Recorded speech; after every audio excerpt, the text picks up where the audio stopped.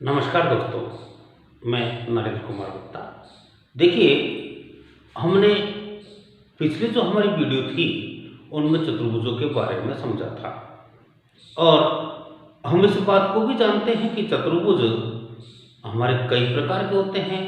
विशेष तौर से हम उनको 5 भागों में बांटते हैं, ये बात भी हम समझ चुके हैं।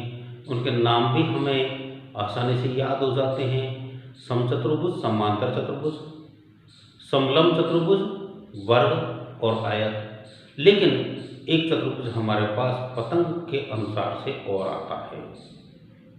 अभी जो बातें आपको बताई थी, उनमें से जो 5 हमारे पास हमने चतुर्भुजों के बारे में बताया, उनमें से विशेष तौर से हम आज इस वीडियो के माध्यम से समांतर चतुर्भुज की विशेषताएं, उसकी परिभाषाएं, उसके गुण आदि के बारे में हम इस वीडियो के माध्यम से समझेंगे।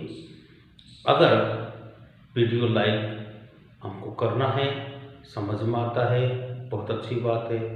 देखिए, अब देखो, यहाँ समांतर चतुर्भुज, आप जानते हैं कि चतुर्भुज जो होता है वो 4 रेखाखंडों से बनी एक बंद आकृति होती है।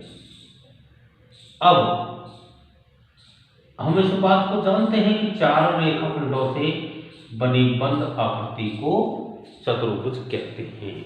ये हमारी चतुर्भुज की परिभाषा है। तो थोड़ा सा मैं आपको बता देता हूं कि चतुर्भुज क्या होता है। ये देख लीजिएगा, 4 रेखाखंडों से बनी बंद आकृति क्या कहलाती है? चतुर्भुज कहलाती है। अब ये भी बात हम जान चुके हैं कि जब 4 रेखाखंडों से बनी बंद आकृति, तो उनमें किसी भी प्रकार की आकृतियां हमारे पास हो सकती है। ऐसे भी हो सकती है, ये इस प्रकार से भी हमारे पास बनाया जा सकता है। ये आकृति ऐसे भी हो सकती है हमारे पास में। तो आप इस बात को समझ चुके हैं, ये चीजें आपको पिछली वीडियो में बताई भी गई है कि जब 4 रेखाखंड होते हैं और उनसे जो आकृति बंद हो जाती है, वह हमारी चतुर्भुज होती है, चाहे वो उसका आकार, उसकी शेप कैसी भी हो। अब दूसरी बात, चतुर्भुज के प्रकार हमने देखे थे, तो ये भी बात आप समझ चुके हैं। मैंने आपको बताया था कि विशेष तौर से 5 प्रकार के चतुर्भुज होते हैं। कौन कौन से होते हैं? समचतुर्भुज, दूसरा समांतर चतुर्भुज, फिर तीसरा हमारे पास में, तीसरा कौन सा होता है? सम समांतर समलंब चतुर्भुज, और उसके बाद चौथा होता है हमारे पास वर्ग, 5वां होता है आयत। ये हमारे मूल चतुर्भुज हैं। लेकिन एक चतुर्भुज हमारे पास पतंग भी जिसे बोलते हैं, वो भी आता है। अब पतंग में आप जानते हैं उसकी 2 भुजाएं एक जैसी, फिर ऊपर वाली 2 भुजाएं एक जैसी, ऐसे हमारे पास ये चतुर्भुज बनता है। अब हम जो पढ़ेंगे वो है समांतर चतुर्भुज। तो समांतर चतुर्भुज की विशेषता, सबसे पहली बात कि हम इसकी जो परिभाषा है उसको समझते हैं। समांतर चतुर्भुज, अब एक आकृति में यहां बना रहा हूं, देखिएगा, ये जो आकृति है ये हमारी समांतर चतुर्भुज की है। इसके मैं नाम भी लिख देता हूं, A B C D। अब होता क्या है, वह चतुर्भुज जिसकी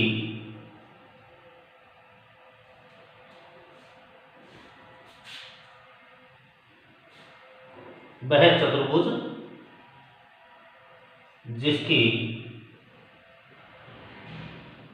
सम्मुख भुजाएं समान हो या समांतर हो। दोनों में से एक भी अगर हमारे पास आ जाता है, अगर हमारे किसी सवाल के अंदर ये कह देता है कि इस चतुर्भुज की दोनों सम्मुख भुजाएं हैं वो समांतर है, तो भी वह समांतर चतुर्भुज होता है। और अगर वो समान बता देता है तो भी वह समांतर चतुर्भुज होता है। समान हो तो वह समांतर चतुर्भुज होता है। तो अब हम इस बात को जान गए कि समांतर चतुर्भुज क्या होता है। अब देखो, इसमें ये अपोजिट भुजाएं हैं, सम्मुख भुजाएं हैं, इनको हम सम्मुख भुजाओं के नाम से जानते हैं। ऐसे ये दोनों भी सम्मुख भुजाएं हैं, तो हम इनको आसानी से पहचान सकेंगे और बता सकेंगे। अब हम समांतर चतुर्भुज की कुछ विशेषताओं का अध्ययन करते हैं। तो देखिएगा, समांतर चतुर्भुज की विशेषता। अब विशेषताएं जो है आप देखिएगा, पहली बात, इसकी सम्मुख भुजाएं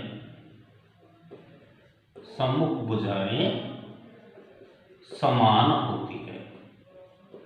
हम इस बात को जान रहे हैं कि जैसे अभी हमने परिभाषा लिखी थी उसमें बताया था कि सम्मुख भुजाएं समान होती है। दूसरी विशेषता है सम्मुख भुजाएं क्या होती है? समांतर होती है। अब आप इस बात को जान गए कि दोनों विशेषताएं हमने परिभाषा में दे रखी थी, तो अब हम इसके अलावा और भी लेते हैं। तीसरी जो विशेषता है वो ये है कि इसके जो सम्मुख कोण हैं वो भी बराबर होते हैं, सम्मुख कोण समान होते हैं।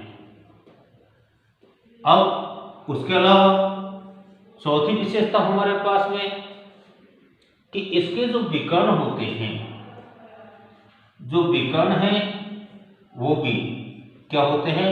विकर्ण एक दूसरे को समद्विभाजक करते हैं, समद्विभाजक करते हैं। तो यहां हम इस बात को जान गए कि जो विकर्ण है इस जगह पर प्रतिच्छेद करते हैं कि वो दोनों एक दूसरे के बराबर भाग को हो। उसके अलावा अभी हमारे पास विशेषताएं और भी है। 5वां नंबर का यह है कि जो विकर्ण होते हैं, एक विकर्ण दो सर्वांग सम त्रिभुजों में बांटता है, दो सर्वांग सम त्रिभुजों में बांटता है। अब आप इस बात को जान गए कि हम यहां पर ये 5 विशेषताएं समझ चुके हैं। इसके अलावा और भी कुछ विशेषताएं इसके अंदर होती है, लेकिन इन चीज़ों को हमने मुख्य रूप से समझा है और हम आसानी से इसकी पहचान भी इसके माध्यम से कर लेंगे। तो आपको चित्र के माध्यम से थोड़ा सा और बताता हूँ। देखिए, यहाँ जैसे इसने कहा है कि सम्मुख भुजाएं समान होती है, तो सम्मुख भुजाएं कौन कौन सी होगी आप देखेंगे। AB बराबर DC और AD बराबर BC। ये दोनों और ये दोनों एक दूसरे के बराबर हो जाएगी।